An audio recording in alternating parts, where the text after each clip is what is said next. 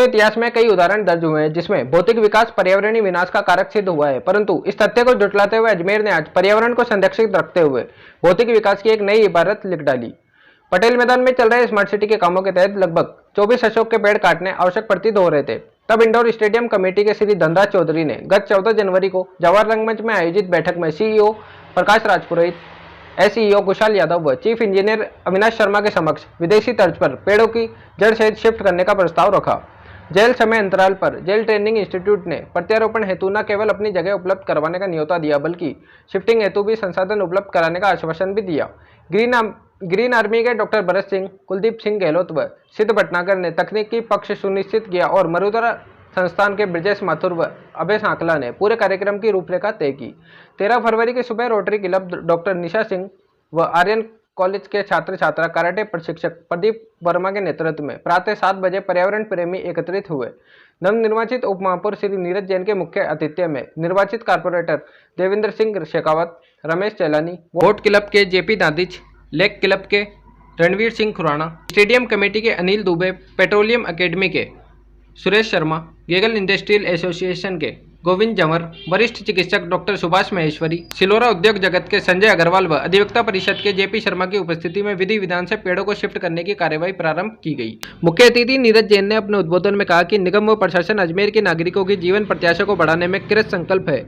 जैन ने आश्वस्त किया कि अगले कुछ महीनों में ही अजमेर स्वच्छता व हरियाली में इंदौर के समकक्ष स्थान बना लेगा, परंतु उसके लिए शहर का एक एक इंसान अपने शहर की सड़कों व गलियों को और मोहल्ले को वैसे ही समझे, वैसे ही ट्रीट करे जैसे खुद के घर के आंगन को करता है। जेल ट्रेनिंग संस्थान के प्राचार्य पारस जांगिड़ व जैन ने हरी झंडी दिखाकर पहले डंपर को रवाना किया, जिसमें 3 पेड़ रवाना किए गए। आज कुल 18 पेड़ों को स्थानांतरित करने का लक्ष्य रखा गया।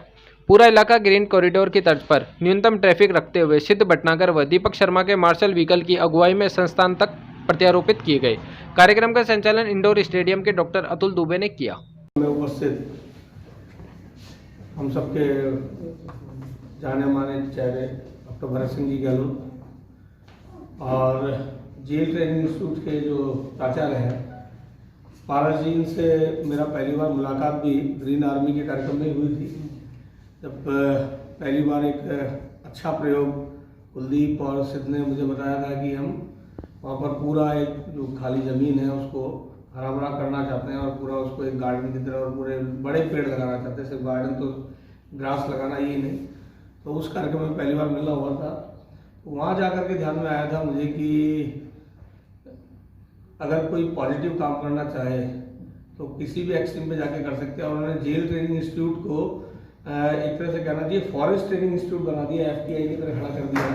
वहाँ पे दूसरे जो वहाँ पर स्टूडेंट आए हुए थे और जो वहाँ पर काम करने वाले थे, सब लोग मैंने उन 3-4 दिनों में महसूस किया पूरी मेहनत के साथ सिर्फ एक ही काम, केवल मात्र जो अपराधी है उनको सुधारने की व्यवस्था ही नहीं, इस प्रकृति को, इस धरती को, इसको सौंदर्यीकरण करना और सुधारने का काम भी आपके द्वारा किया जा रहा है।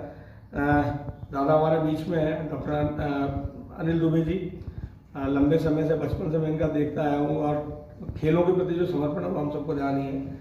जेपी भैया, पहली बार कहीं मंच पर मैंने जयप्रकाश दादीश नाम सुना, नहीं तो सब जेपी भैया के नाम से जानते हैं।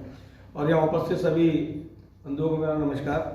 आज एक अच्छे काम की शुरुआत हो रही है, वो है रेस्क्यू ऑफ अशोक वाटिका। मुझे कहना चाहिए रेस्क्यू ऑफ आर एनर्जी, हमारी नेचर, उसकी रेस्क्यू हो रही है कि किस प्रकार प्रकृति को बचाना है। ये सोच हमारी डेवलप अगर हुई है तो ये बहुत अच्छी बात है।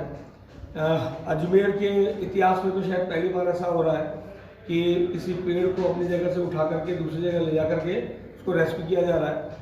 देश में विदेश में ये होते रहे हैं और उसी की प्रेरणा में अगर इस प्रकार ये काम शुरू होता है तो निश्चित रूप से अजमेर में कई जगह विकास के काम होते हैं। तो उन विकास के कामों में ये ध्यान में आता है कि कई जगह पे पेड़ों को काटा जाता है। अगर एक बार ये रेस्क्यू ऑपरेशन जो आज पहली बार ग्रीन आर्मी के सौजन्य में उनके सहयोग से हो रहा है वो प्रारंभ हो जाता है और ये सक्सेस होता है तो निश्चित रूप से हमको एनर्जी मिलेगी कि कई डेवलपमेंट के काम में अगर, और उसी की प्रेरणा में अगर इस प्रकार ये काम शुरू होता है तो निश्चित रूप से अजमेर में कई जगह विकास के काम होते हैं। तो उन विकास के कामों में ये ध्यान में आता है कि कई जगह पे पेड़ों को काटा जाता है। अगर एक बार ये रेस्क्यू ऑपरेशन जो आज पहली बार ग्रीन आर्मी के सौजन्य में उनके सहयोग से हो रहा है वो प्रारंभ हो जाता है और ये सक्सेस होता है तो निश्चित रूप से हमको एनर्जी मिलेगी कि कहीं डेवलपमेंट के काम में अगर कहीं पेड़ और उनके कारण से रुक रहा है तो विकास का काम अपनी जगह होता रहे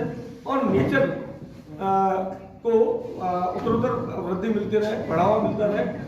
और मैं ग्रीन आर्मी को तो साधुवाद इसलिए दूंगा, विगत लंबे टाइम से एक जुनून जिसे कहते हैं ना, वो जुनून ग्रीन आर्मी में देखा मैंने, सिद्ध में देखा मैंने, कुलदीप में, दीपक में, पूरी टीम में देखा कि वो लग करके जिसका उन्होंने कई जगह पे फॉरेस्ट तैयार किए, कई जगह पार्क तैयार किए, एवं तो कुछ पहाड़ी क्षेत्रों को भी उन्होंने लेकर के वहाँ डेवलप करने की कोशिश की। तो ये हमारे लिए ज़रूरी है कि नेचर का डेवलपमेंट, नेचर को बचाना। अगर प्रकृति बचेगी तो बाकी सब चीज़ें बचने वाली है, नहीं तो अजमेर भी सिर्फ कंक्रीट का जंगल ना हो जाए। इस जंगल को बचाने का जो प्रयास आप कर रहे हैं उसके लिए आपका साधुवाद। मुझे भी आज ये कह करके बुलाया था कि भैया वो जाकर के वो पॉकलेट जब खुदाई करेगी तो वहाँ उतर के उस पेड़ की जड़ों को ठीक ढंग से कोई दवाई वगैरह डालने के लिए आपकी जरूरत है, इसलिए आपको आना है। मुझे पता नहीं था या मंच पर ला करके खड़ा कर देंगे स्पीच देने के लिए। ज़्यादा लंबा नहीं बोलते हुए यही आपको बहुत बहुत शुभकामनाएं दूंगा, ग्रीन आर्मी को, पूरी टीम को, पारस जी सर को, भरत सिंह जी सर को, जिन्होंने ऐसे प्रोजेक्ट के लिए अपना समय दिया और इस काम को कर रहे हैं। और मुझे लगता है जेल ट्रेनिंग इंस्टीट्यूट थोड़े दिन बाद में सुभाष उद्यान से ज़्यादा अच्छी घूमने की जगह हो जाएगी। जहाँ पर कितने पेड़ लगाए थे मैं भूल गया, 20 नहीं 2020 अच्छा 2020 यस 2020 पेड़, तो 20,000 पेड़ एक साथ लगना और उनका रेस्क्यू प्रॉपरली, क्योंकि मैं आपको बीच में जाकर के आया हूँ सर, तो उनके पानी वानी देना, उनके पूरा ध्यान रखना। अगर 2020 पेड़ एक साथ लगे रहते हैं और बच जाते हैं, होता है ना कई बार उनमें कुछ रहते हैं, कुछ खत्म हो जाते हैं, तो ये अपने आप में एक बहुत बड़ा एक्सक्लूसिव उदाहरण है और अच्छी जगह खड़ी होगी। ये कहकर अपनी बात समाप्त करूंगा, क्योंकि मुझे लगता है कि रेस्क्यू करने जाना ज़्यादा ठीक है लंबा बोलने की वजह। धन्यवाद, जय हिंद, जय भारत।